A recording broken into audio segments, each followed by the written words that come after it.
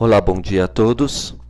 Hoje a gente tem mais um áudio-vídeo no nosso canal Encontro com Conhecimento, que vai continuar dando substância para os outros, é uma continuação dos outros. Então, para entender essa minha linha de pensamento, por favor, dá uma olhadinha nos outros. Também aqui eu vou reforçar um convite para vocês conhecerem minha página, Conheça a Ti Mesmo e Liberte dos Seus Limites. Aí você vai ver numerologia, astrologia, cabala lá, vários tipos de ensinamentos iniciáticos sendo explicados, e com aquela base toda que eu fui colocando naquele site do Facebook, né? Naquela página do Facebook, desculpa, hoje fica mais fácil passar esse tipo de conhecimento, mas pode se alimentar de lá. Bom, é interessante que em Marcos, o capítulo 4, é chamada a parábola do semeador. Sempre que eu estou falando de semente, eu estou lembrando de Ares. E aqui em Marcos é o capítulo 4. Por coincidência ou não, o quarto selo do calendário maia é a semente magnética amarela. E o conceito dela é: unifico com o fim de focalizar, atraindo a percepção.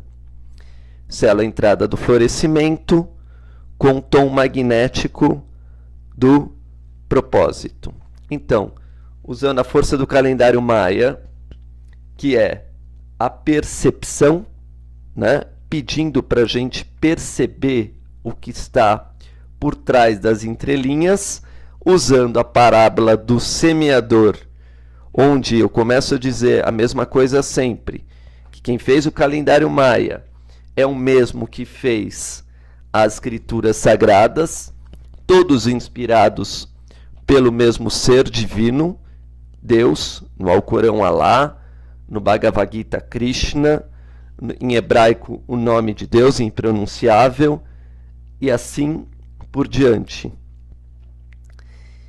Então, lá no comecinho da minha história eu falei do Jardim do Éden, que seria o nosso coração, mas quando a gente fala de nascimento de Ares, né, a gente vai encontrar uma outra realidade, que quando a gente já nasce, o bonde está andando, a vida já existia, você já tem um pai e mãe. Então, nós temos o primeiro nascimento ligado com nosso pai e mãe e também com a natureza.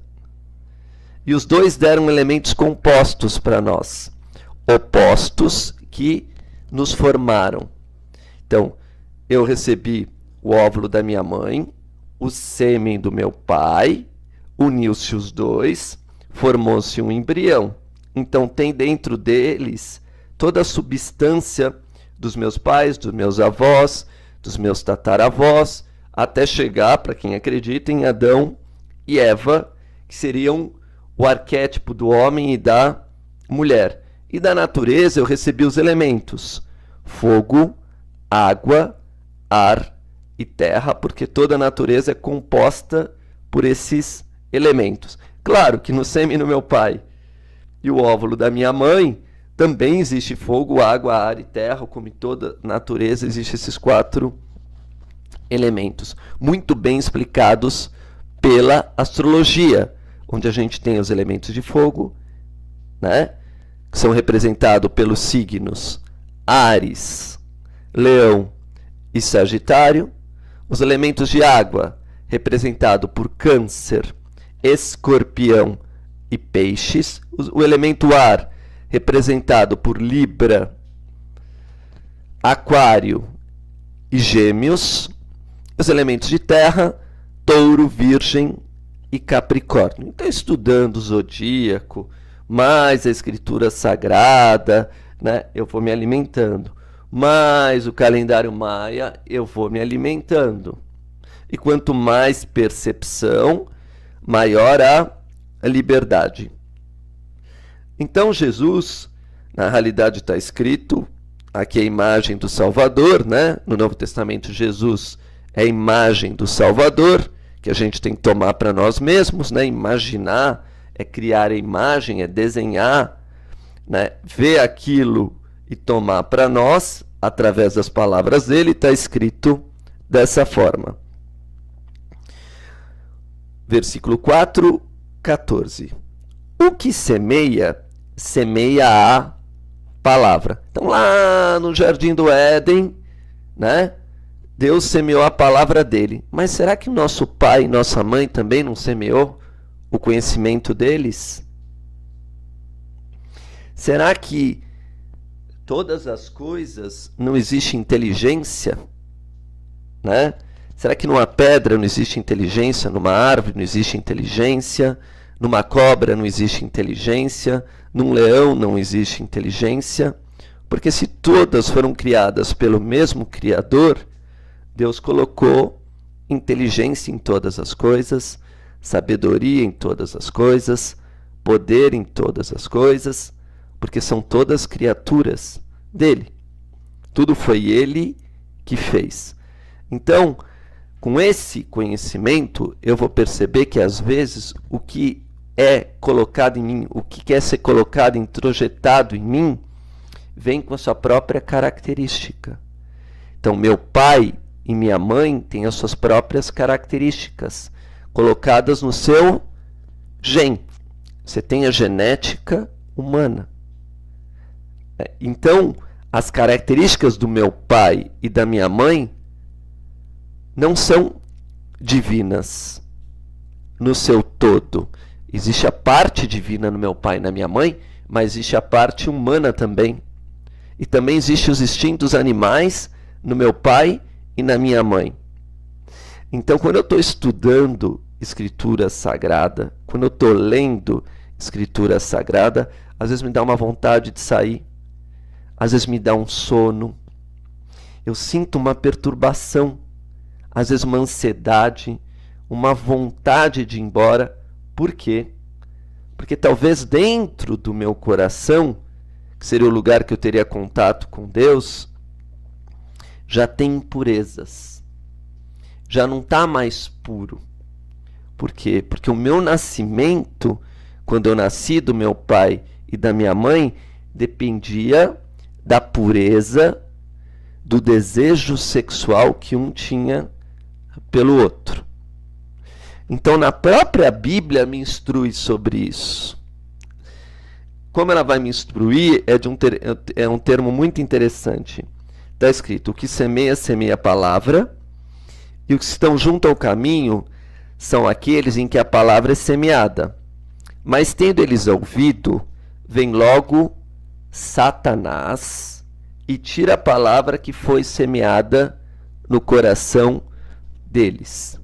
Mas esse Satanás, na realidade, na Bíblia, o conceito, ele é o opositor. E quem é o opositor dentro do meu coração? É nada mais do que um espírito de impureza. Quem é o opositor dentro do meu corpo físico, do meu sangue? São as toxinas que eu injeto no meu dia a dia. Quando eu como um alimento com agrotóxico, né? Eu vou sempre me impurificando. Quando eu ouço uma mentira, né? E tomo para mim aquela mentira. Quando eu, na realidade, vejo uma cena de violência e uso aquela imagem também para fazer. Então, antes de eu ler Escritura Sagrada, eu já posso estar contaminado. Vem o próprio Marcos, então eu li o versículo 4, 14 e 15, né? E diz assim, Marcos.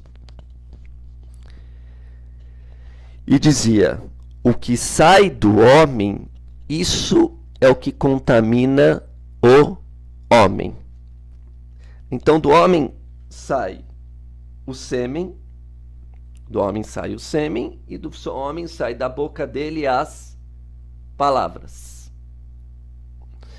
Então a gente sabe que o desejo, quando ele é impuro, ele também contamina a alma, e sabe que as palavras contaminam a alma.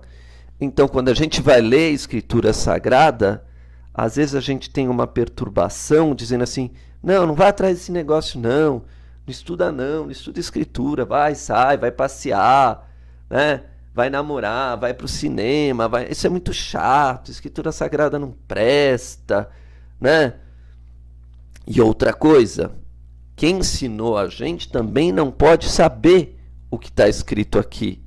Porque, como eu já falei em outro áudio, para você poder estudar as coisas divinas, você precisa como pré-requisito, como seu valor principal, a pureza. Se purificar. Mas a palavra divina também é comparada como água, como lavar. Você está sendo lavado das suas impurezas para abrir a sua consciência.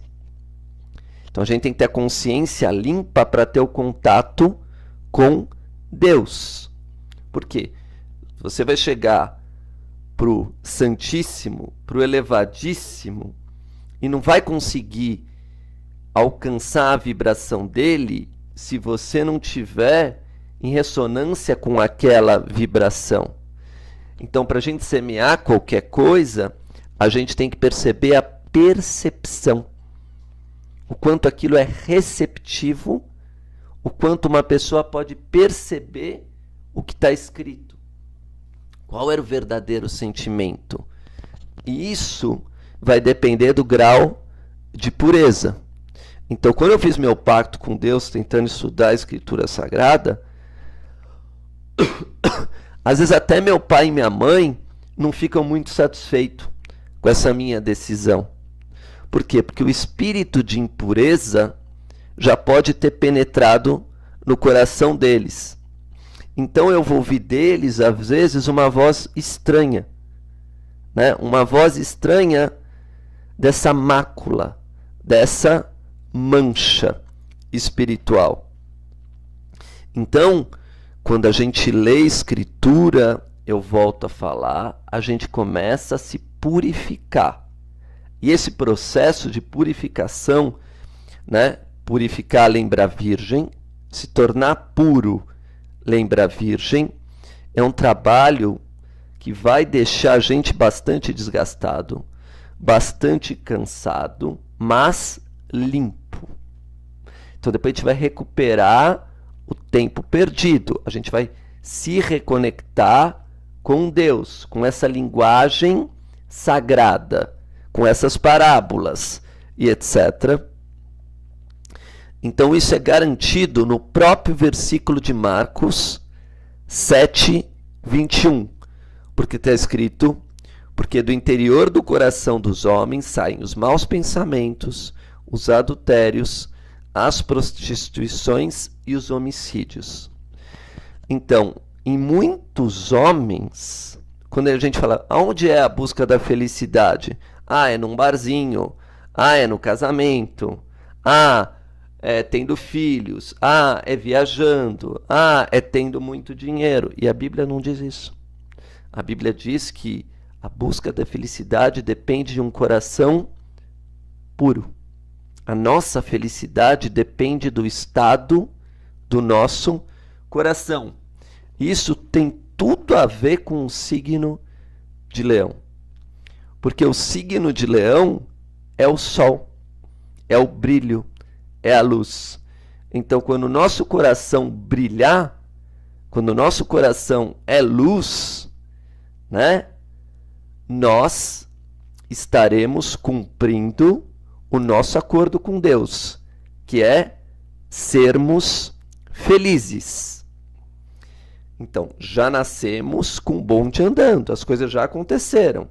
Você já nasceu do teu pai e tua mãe, teu pai e tua mãe já nasceu dos teus avós, dos tataravós, a natureza já está toda impurificada.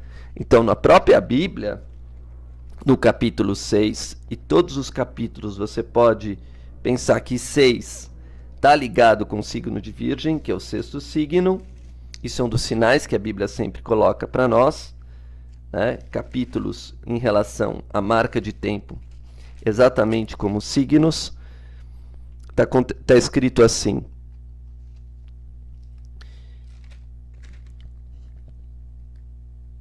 E viu Deus a terra, e eis que estava corrompida, porque toda a carne havia corrompido o seu caminho sobre a terra.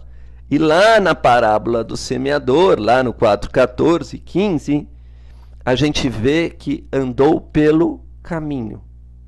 Então, nesse caminho pode vir as oposições, pode vir os obstáculos. E esses obstáculos a gente vai ter que vencer. Assim é o caminho espiritual. Porque hoje a nossa terra física, nosso próprio planeta, está corrompido. Mas por que nosso planeta está corrompido? Porque o coração do homem está corrompido. Porque o coração do homem se corrompeu,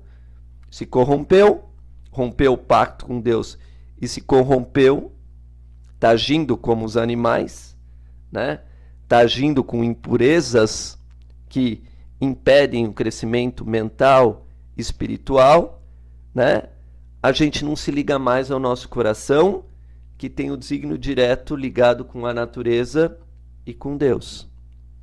Então, a gente já está vendo a nossa terra corrompida, o planeta Terra. Agora a gente tem que olhar para o nosso coração. E, limpando o nosso coração, criaremos o Jardim do Éden. Primeiro no nosso coração e depois no nosso planeta. Então, através da percepção interior, que é a nova semente que eu quero colocar, né? Já estava no calendário Maia, uma semente dourada. A semente no calendário Maia é dourada, no nosso coração, né? Para que o planeta também se torne o paraíso. Bom, eu vou encerrar esse áudio aqui e a gente vai continuar com esse tema, aprofundando cada vez mais e passando cada vez mais autoconhecimento. Muito obrigado.